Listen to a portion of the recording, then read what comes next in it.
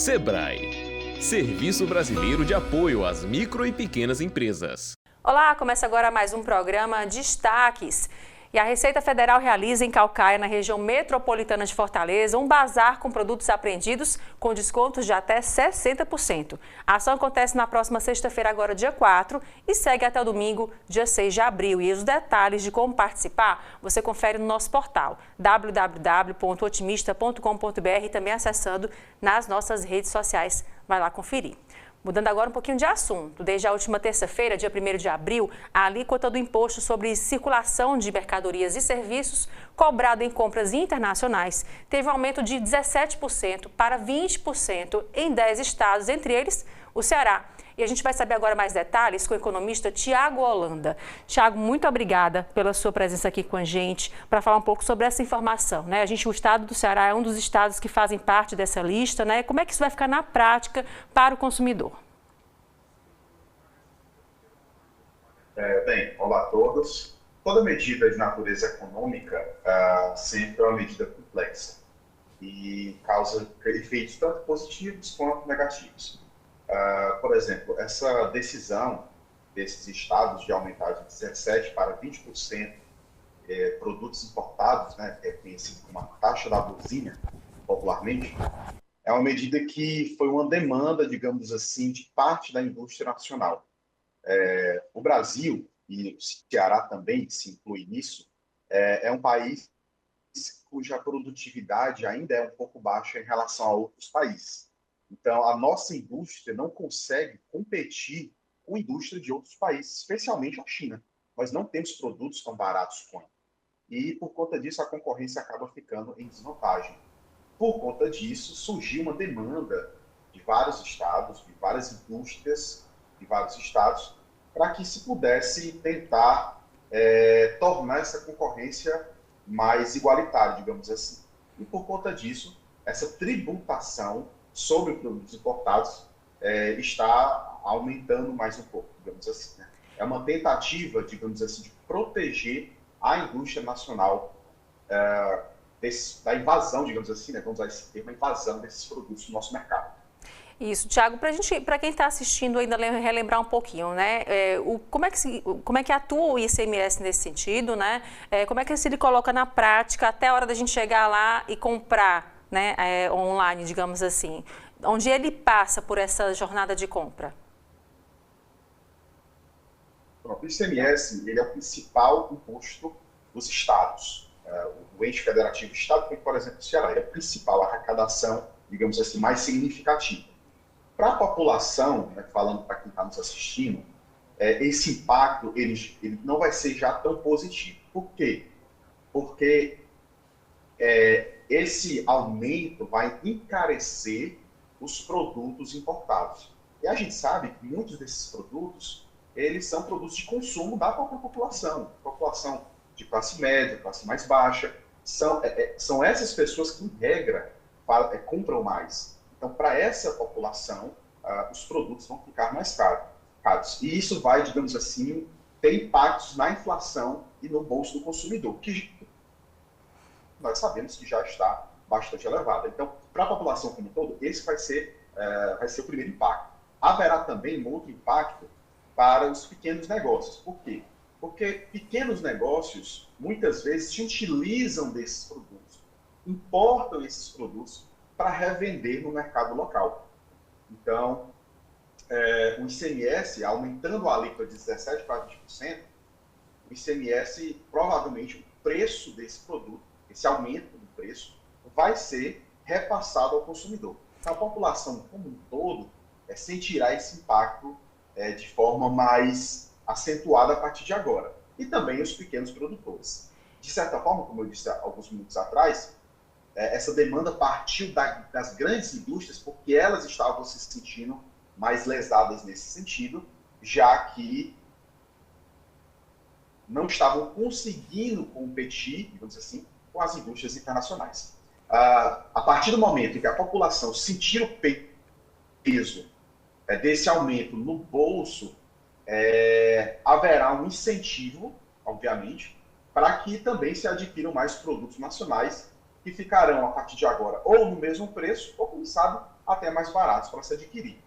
Tiago, a gente vê muito isso, a gente vê uma febre, digamos assim, né, de locais, de lojas, estilo, digamos, comerciais, Shopee, né? Aquelas lojas de muitas variedades, produtos importados, coisas que às vezes até você não tem em casa, mas quer ter porque é a facilidade ali, né? Mas também de uma contrapartida, esses produtos, eles não têm não tem garantia, né? A inspeção do Inmetro, que é importante, a qualidade daquele produto, que garanta que realmente o serviço, aquilo que esse presta, ele vai fazer, né? Acabou criando meio que um lixo eletrônico também, que às vezes você compra tão baratinho que você joga no lixo e vai comprar outro, né? Enfim, isso também é uma maneira de fortalecer, você já falou, né? Mas fortalecer também o mercado interno para se incentivar a produção desses produtos também aqui no estado, no Brasil, também no país como um todo? Certamente. Quando se, digamos assim, fecha um pouco o mercado, porque essa postura de aumentar a tributação sobre esses produtos deixa o nosso mercado um pouquinho mais fechado para os produtos do exterior. Quando se fecha mais esse mercado, de certa forma, incentiva-se diretamente para que a produção nacional desses itens seja incentivada e até aumentadas. Além disso, esse ponto que você tocou, de fato, ele é bastante importante. Muitos desses produtos que vêm de fora, eletrônicos ou qualquer outra natureza, eles não possuem rastreabilidade, ou seja, nós não sabemos a segurança, a origem, os impactos sobre a saúde, os possíveis danos que podem causar, por exemplo, um produto eletrônico na rede elétrica de uma casa, né? E certamente essa falta de rastreabilidade é algo que acaba podendo prejudicar o consumidor. Porém, a gente sabe que os consumidores, né, são agentes econômicos que sempre estão buscando reduzir os seus custos, digamos assim. Então, mesmo muitos dos consumidores não estando tão atentos a essas questões, elas são, de fato, muito importantes. E espera-se que, a partir dessa decisão de aumentar a alíquota, os nossos produtos nacionais se tornem mais atrativos e os nossos consumidores passem a adquiri-los mais, fortalecendo a nossa indústria nacional, a indústria local e também fazendo o dinheiro circular aqui na nossa economia. É aquela questão da expectativa, né, de se esperar que o produto nacional se fortaleça nisso. Mas, ao seu pensar, né, na sua avaliação, o que poderia ser feito a mais do governo com relação a incentivos, né, de empresas locais, de fábricas locais, essa indústria local, para poder fazer com que ela seja competitiva, né, que também tragam produtos assim com qualidade, certificados e tudo certinho, mas também com um preço que seja acessível, né, que a gente consiga comprar lá na prateleira? Exatamente. Para que a nossa indústria se torne mais competitiva, existe um conjunto de fatores que precisam ser atendidos, né? E isso, infelizmente, por exemplo, só o Ceará, isoladamente, ele não conseguiria superar todos os degraus necessários. Precisaria ser uma política, de fato, nacional. Então, seria preciso reduzir, digamos assim, o que se chama de custo Brasil, que é o custo de investir e produzir no Brasil. Então, nós precisamos, para o nosso mercado ficar mais competitivo. O que é que nós precisamos? Precisamos de uma logística mais adequada, ou seja, estradas mais seguras, estradas mais eficientes, estradas melhores. Precisaríamos de uma mão de obra mais capacitada, mais produtiva, uma mão de obra que fosse mais bem treinada. Em alguns casos, subsídios, né, incentivos fiscais para que indústrias que estão numa fase nascente pudessem desenvolver, né? Toda indústria que está nascendo está numa fase muito sensível. Então, incentivos fiscais muitas vezes são necessários para que essas indústrias venham se consolidar. E uma série de outros fatores, como, por exemplo, investimento em inovação, né, investimento em pesquisa. Então, o Ceará, como ente federativo, por exemplo, ele pode atender a algum desses requisitos, né? Mas teria que partir de uma política nacional de fortalecimento da indústria nacional para que a gente pudesse, de fato, atingir a raiz desse problema. Tá joia, Tiago. Muito obrigada mais uma vez pela sua participação aqui com a gente, por esse debate bem importante e até uma próxima oportunidade. Obrigada. Agora a gente vai para o intervalo e volta em instantes. Não sai daí não.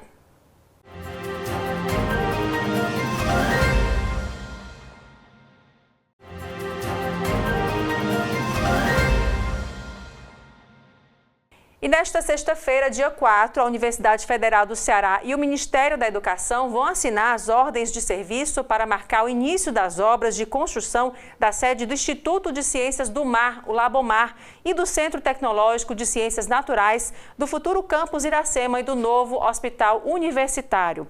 A matéria completa com esses detalhes você confere no nosso portal www.otimista.com.br e também nas nossas redes sociais. Acesse lá. E o governo do Ceará entregou na última terça-feira, dia 1º, mais uma unidade do VaptVupt. O espaço foi inaugurado no Shopping Parangaba, aqui em Fortaleza, e pode atender até 1.906 pessoas por dia.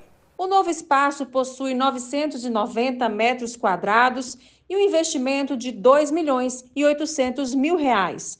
O VaptVupt Parangaba tem 12 órgãos presentes na unidade, com serviços, entre eles, da Prefeitura de Fortaleza, no Detran, INSS, PEFOSSE, PROCON, CEFIM, CESA, Sindônibus, Cine e TRE. De acordo com o governador Elmano de Freitas, o novo espaço vai facilitar ainda mais a vida dos cearenses na busca por serviços públicos em um só local. Ele destacou ainda que o novo VaptVupt possui um público diverso no quadro de funcionários. Aqui nós estamos entregando o 5º VaptVupt da cidade de Fortaleza, temos mais 2 no interior. A avaliação daqueles que utilizam esse serviço é de uma aprovação quase 100%. E, portanto, nós temos muito bons olhos e uma avaliação muito positiva. E, evidentemente, nós vamos avaliar as possibilidades. Nós temos cidades grandes no interior do Ceará que gostariam de ter, e eu acho que nos permite avaliar com o próprio consórcio a possibilidade de ampliação. Evidentemente que isso tudo depende da nossa capacidade orçamentária financeira, mas nós temos todo o interesse de ampliação desse serviço de qualidade, onde o cidadão resolve seus problemas, facilita, incrementa o comércio do equipamento como o shopping. Eu acho que todos nós ganhamos e fundamentalmente ganha o cidadão, porque está mais próximo dele resolver questões do seu dia a dia, o que é muito bom para a gente ter uma condição de maior comodidade e mais qualidade de vida. Nesse equipamento, nós estamos contratando pessoas com mais de 50 anos, nós estamos contratando jovens no programa que o Estado tem, que é do Primeiro Passo, jovens que estão na escola e já começando a trabalhar, jovens do programa Jovem Aprendiz, e possibilitando que esse jovem ganhe seu primeiro emprego, sua primeira carteira assinada, ou pessoas com idade mais avançada no emprego, que tem muitas dificuldades hoje no mercado de trabalho.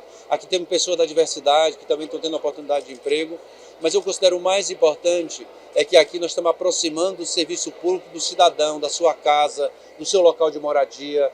Uma pessoa que tem aqui uma questão, aqui faz intermediação de emprego. Então, quem mora nessa região vai vir aqui, vai estar o CineDT para ver onde aqui tem uma vaga de emprego para ele ou para ela.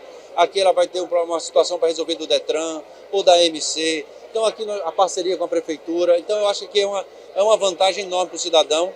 Nós estamos nesse local aqui no Shopping da Parangaba, que é o local mais central de todos os bairros de Fortaleza, favorece cidadão de todos os bairros. Aqui temos um terminal de ônibus, então favorece também o acesso. Então aqui penso eu, uma decisão muito acertada, uma previsão de atender praticamente 2.000 pessoas por dia. E nós atendemos praticamente 17.000 pessoas por dia no estado do Ceará. É uma avaliação, a meu ver, muito positiva de aproximação do serviço público, do cidadão e da cidadã. Os atendimentos são realizados mediante agendamento no site, mas quem tem dificuldade de acesso à internet pode agendar o serviço diretamente nos guichês de autoatendimento. Além desta unidade na Parangaba, Fortaleza conta com VaptVupts nos bairros Antônio Bezerra, Centro, Messejana e Papicu. Já no interior do estado, as unidades estão localizadas em Juazeiro do Norte e Sobral. Os serviços estão cada vez mais próximos daqueles que mais necessitam, daqueles que mais precisam, descentralizando as ações, e isso aqui é o mais importante.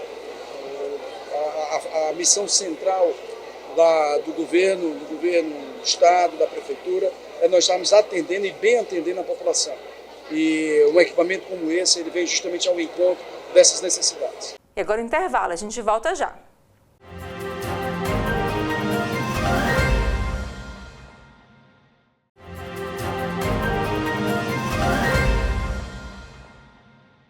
E nos últimos anos, os psicodélicos têm despertado interesse na comunidade científica, não apenas no tratamento de condições psiquiátricas, mas também em pesquisas sobre os possíveis impactos em problemas metabólicos, como a obesidade, por exemplo. Um artigo da Universidade de Copenhague explorou a hipótese de que as substâncias psicodélicas poderiam influenciar mecanismos cerebrais associados, no caso, à regulação do apetite. Sobre esse assunto, eu conversei com a especialista em emagrecimento e longevidade, a doutora Isadora Machado. Confira. Doutora Isadora, muito obrigada pela sua presença aqui com a gente para falar um pouquinho sobre esse estudo, né? É interessante, falando sobre a questão da obesidade, a relação. Conta mais um pouquinho para a gente. Então, recentemente eu estive agora em Harvard, onde eu tive a oportunidade de me aprofundar um pouco mais sobre os psicodélicos.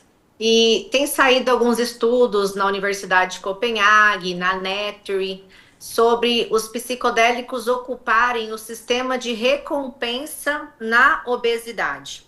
Além disso, nós sabemos que a obesidade está muito associada a traumas. Então, os psicodélicos também entram nessa questão de tratamento de trauma. Porém, ainda no Brasil, nós não podemos fazer as terapias guiadas, mas nós sabemos que é promissor no tratamento de traumas de obesidade e depressão. Sabemos também que a obesidade também está associada à depressão. E no caso, esse estudo que saiu, né? Em que momento ele também pode ser... Como é que se dá esse processo? A partir de um estudo que é colocado, né, até se utilizar isso como tratamento efetivo? Então, o que acontece? Os psicodélicos, eles foram, na verdade, Dr. Hoffman, quem desenvolveu o LSD baseado em moléculas de cogumelos, que são o Psilocybin scumbens, que é a psilocibina.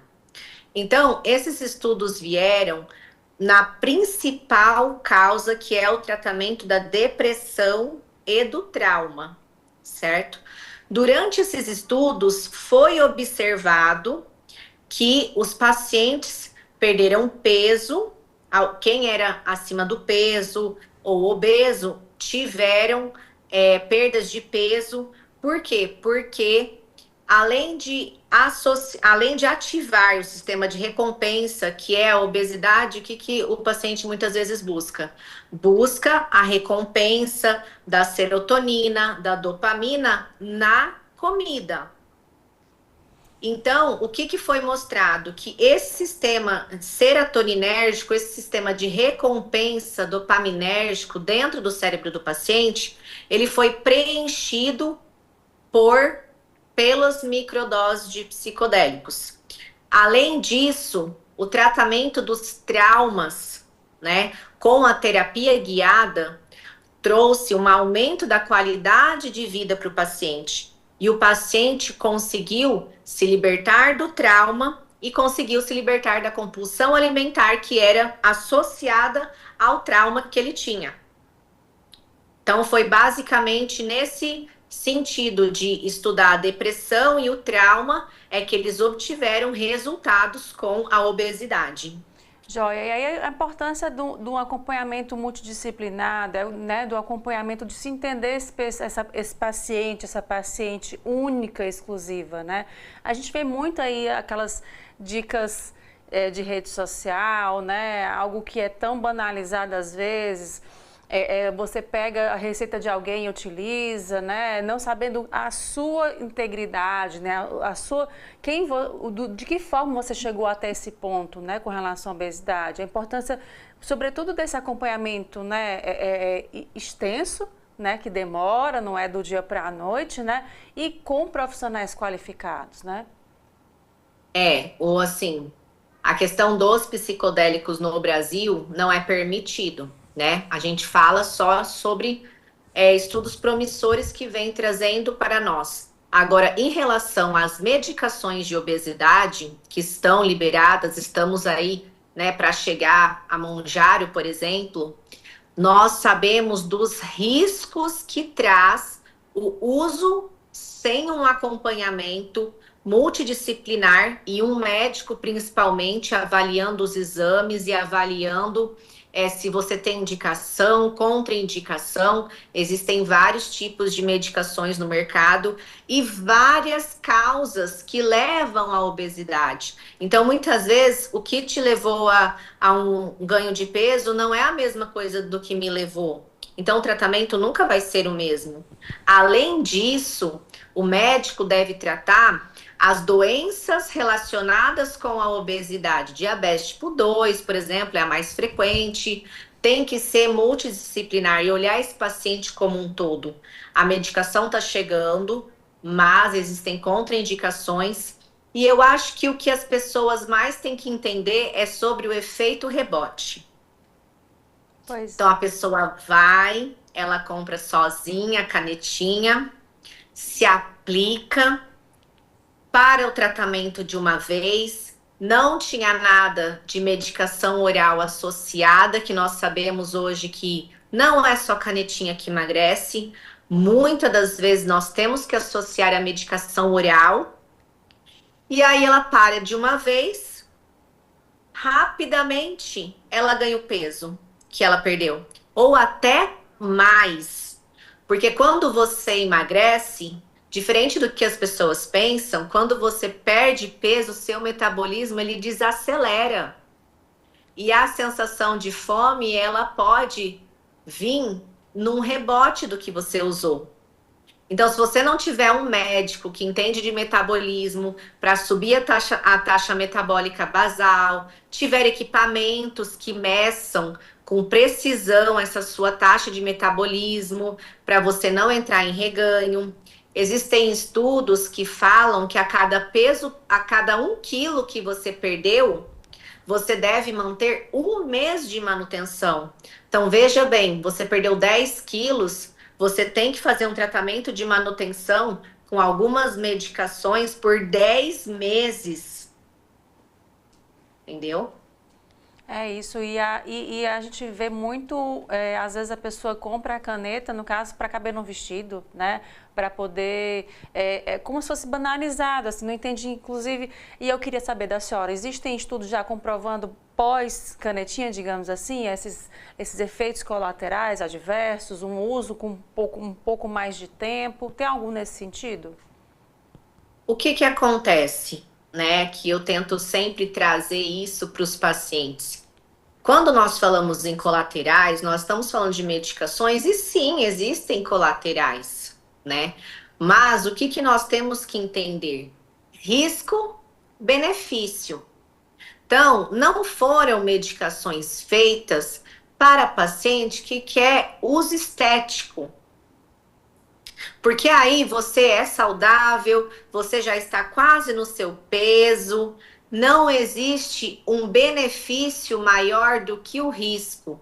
Quando a gente fala em obesidade, sobrepeso, aquele sobrepeso já 10 quilos acima, obesidade que é 15, 20 quilos acima, né, até mais, tem pacientes que já perderam 50, 60 quilos, nós temos que entender que o risco de você ser obeso, ele é muito maior do que você usar a medicação. Mas o que nós estamos vendo? Primeiro, a magreza excessiva, né? Essa questão desse padrão de magreza excessivo e as pessoas buscando medicações para alcançar um nível ou um padrão, ou como você mesma falou, entrar num vestido, é uma festa, é um final de ano. Ao invés de se organizar meses ou manter um estilo de vida onde você vai sempre se manter num corpo legal, sempre estar num peso legal, porque o estilo de vida faz isso. E aí, no caso, tem que ter esse acompanhamento, né, doutora?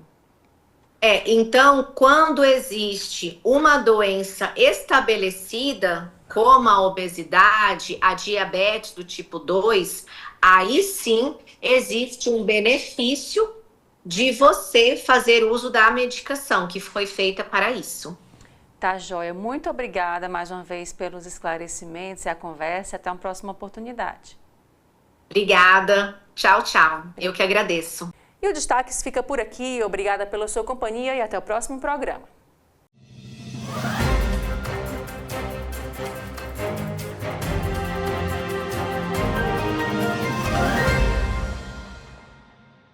Sebrae, Serviço Brasileiro de Apoio às Micro e Pequenas Empresas.